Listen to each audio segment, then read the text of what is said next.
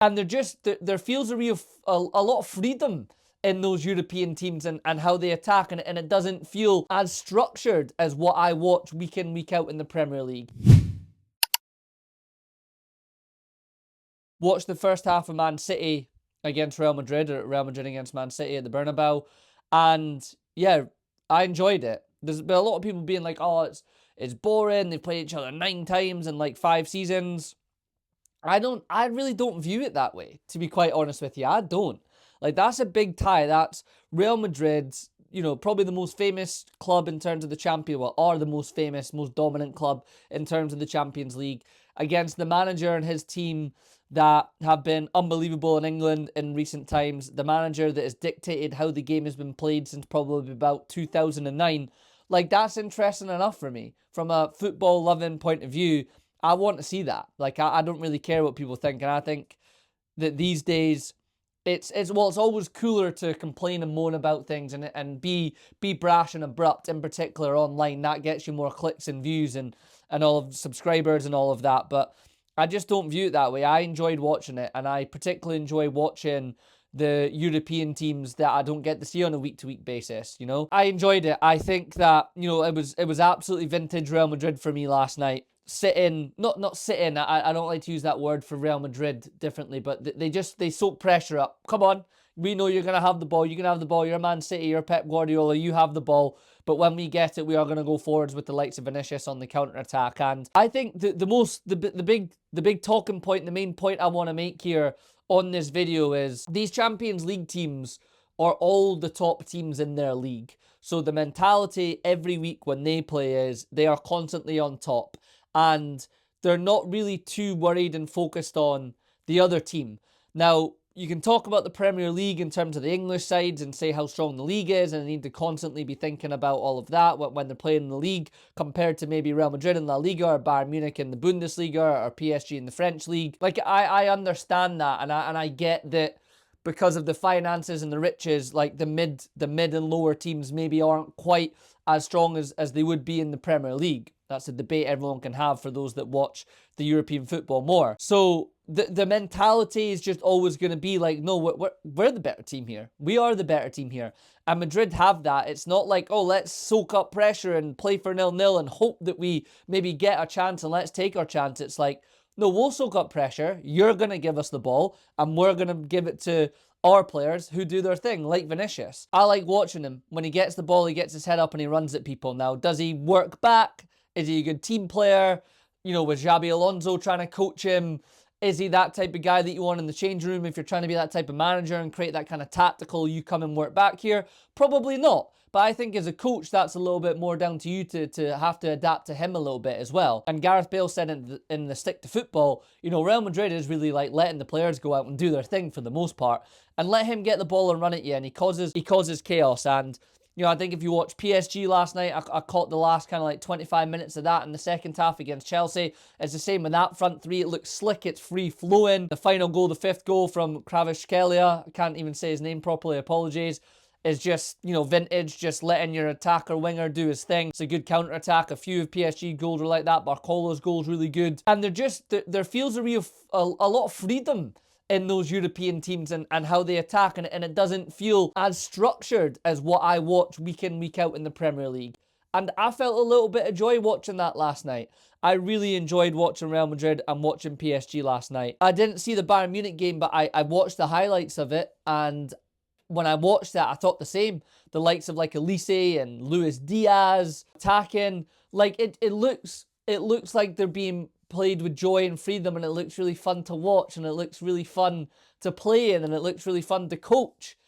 It doesn't look so hampered down by being every little movement is just so, no, let's play for the throw in and let's play for a corner kick. Like, from what I've been watching this year in the Premier League, I felt joy last night. I really did feel joy last night watching it. But going back to Madrid, Valverde's hat-trick, every single goal is touch is absolutely immaculate.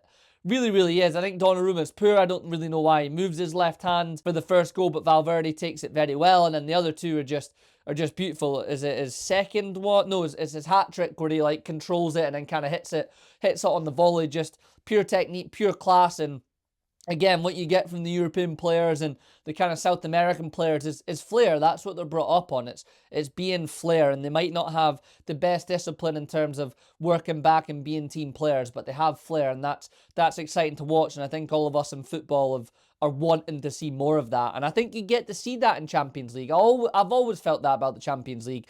That's why I enjoy watching it. That's why it's great, because it's all the best players on display, and you get to see that. So really, really comfortable for Real Madrid. Look, Man City, I think City are capable of going and trying to bring themselves back into the tie at the Etihad, but this City team's just so imperfect this season that it didn't really shock me too much that they go and lose that game. Like 3-0 maybe, sure, but it's just Madrid, it's the Champions League, and that's just how they are.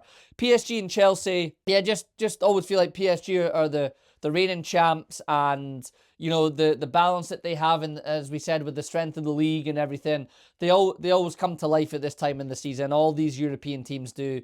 They get beat in the group phases, especially by the English teams, and I think the media and everything over here kind of go a bit mental about it, about look at how good the league is and look how strong it is. But the advantage these sides have is that their league maybe potentially is a little bit weaker. And there was a great quote I seen put on Twitter yesterday from Miguel Delaney, who's a good journalist. And I had never heard this quote before, and I loved it. And it's from Michel Platini. And he said that, you know, English are lions in the winter, but they're lambs in the spring. And I was just like, oof, very, very true. Like all these European teams, this is where they come to the forefront, and the English teams are stronger in that winter period, or that winter schedule that they have. That seems to be where a lot of Premier League teams come alive. And I think the balance for modern day Premier League teams, or how strong the league is how can you come alive at this time of the season when you enter the knockout phases in Europe, when these other clubs are fresher, they've got more time, the league's helped them out a little bit more with their schedule. Like, it's really, really tough, but I just really love that quote. And yeah, I think PSG were always going to go through against Chelsea. Look, it's the first leg, anything can happen. You know, the games are a lot more open, like I'm saying, it's a lot more exciting, it's a lot more interesting. I don't see Chelsea turning that around. As soon as I saw the draw, I thought, nah, they're not. You know, Rosenior, a young manager coming in, that Chelsea team's not complete. The keepers, regardless whether you have Jorgensen or Sanchez, for me, isn't going to win you a Champions League. It's not going to get you deep against these kind of the best players in the world. And same with their defence, really. It's not going to get you too far against the best teams in the world. So I don't see them pulling that back against the second leg against PSG, but hey-ho, you never know. Elsewhere, in terms of England, you know, Arsenal draw away at Leverkusen, and I think a lot of people think that the talk over here is, and what I see online and you watch on Sky Sports and everything is, Arsenal almost like a shoo-in to make it to the final, and everything that I'm saying about these European teams, it's never that easy. You know, if I think back to Sir Alex Ferguson and Man United and how much they dominated the Premier League and how year in, year out they were constantly at the top, or pretty much always winning it, if not close. But 2 Champions Leagues that they get to, or they win, 2 Champions Leagues that they win. They get to a couple more finals, I know that. They get beat by those very good Barcelona teams, but it's so difficult. It's so difficult in Europe.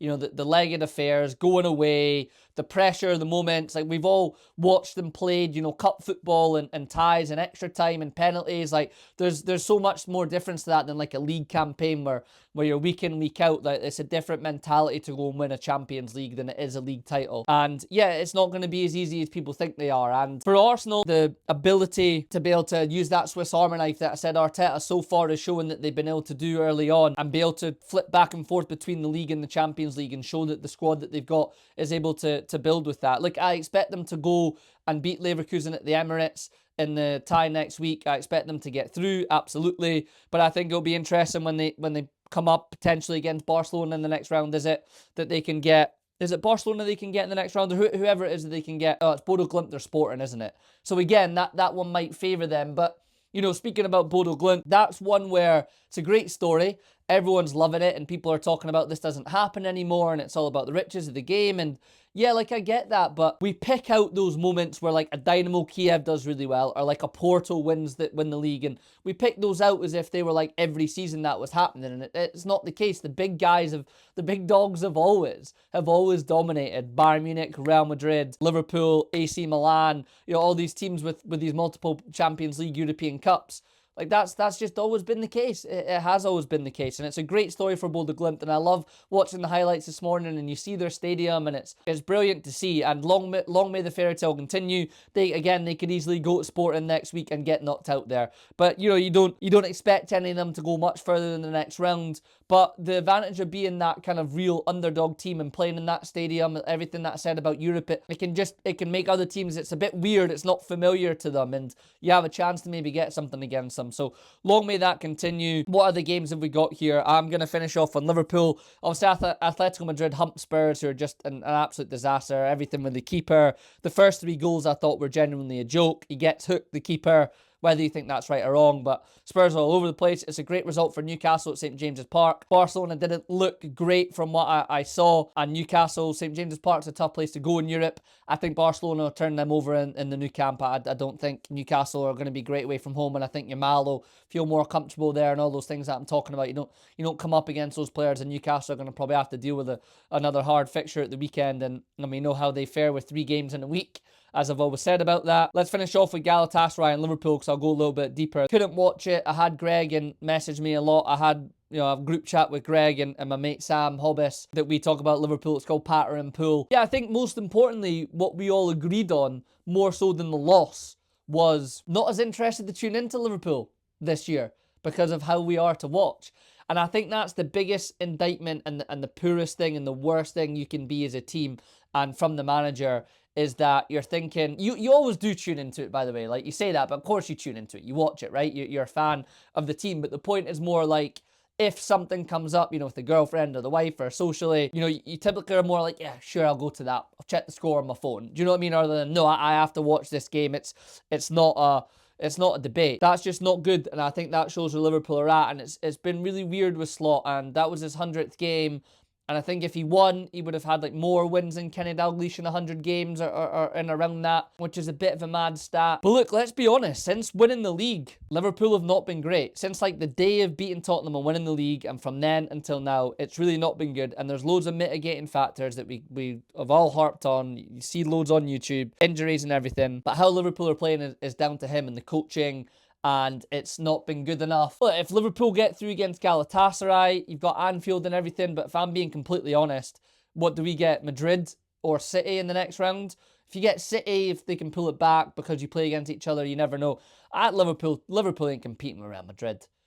From what I saw last night, no way. And again, the Champions League and Anfield can throw up loads of things, but I just don't see Liverpool doing it. So if we go off how I feel, I think we get knocked out of Europe, if not by Galatasaray, if in the next round. And he's got a real fight on his hands on his slot to get into those Champions League places. And yeah, I think he's in a little bit of trouble. I mean, I don't know. Xabi Alonso's the obvious name out there, but, FSG, I think, will look at all the mitigating factors and they'll take that into account. But I think the majority of the fan base is starting to be like, I'm fed up of this and I don't want to keep watching the same thing week in, week out. And again, Liverpool in recent times, and he has to learn this, is built off a high energy. I still think you can be a team that likes to have the ball and dictate the game, but you can still do it quickly and have high energy and have pace to everything.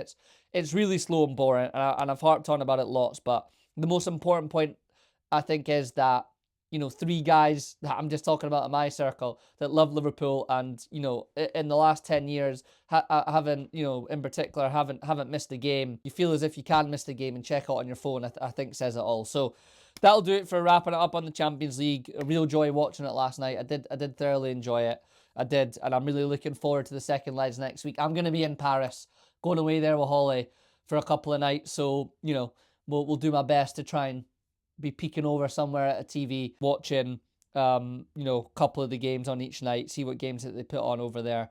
I'm sure they'll have them on. Obviously, PSG will be on out there. But if you enjoy the video, like and subscribe to the channel. Almost at 500 subscribers to be able to monetize this. I think I have 17 left to go. So would be very, very grateful if you could hit that. And, the plan and the goal to hit 500 before the summer, we're almost there. I'd appreciate that. Thank you. And yeah, hope you have a good end to your week. It's almost the weekend. And until the next one, have a good one, all right? Peace.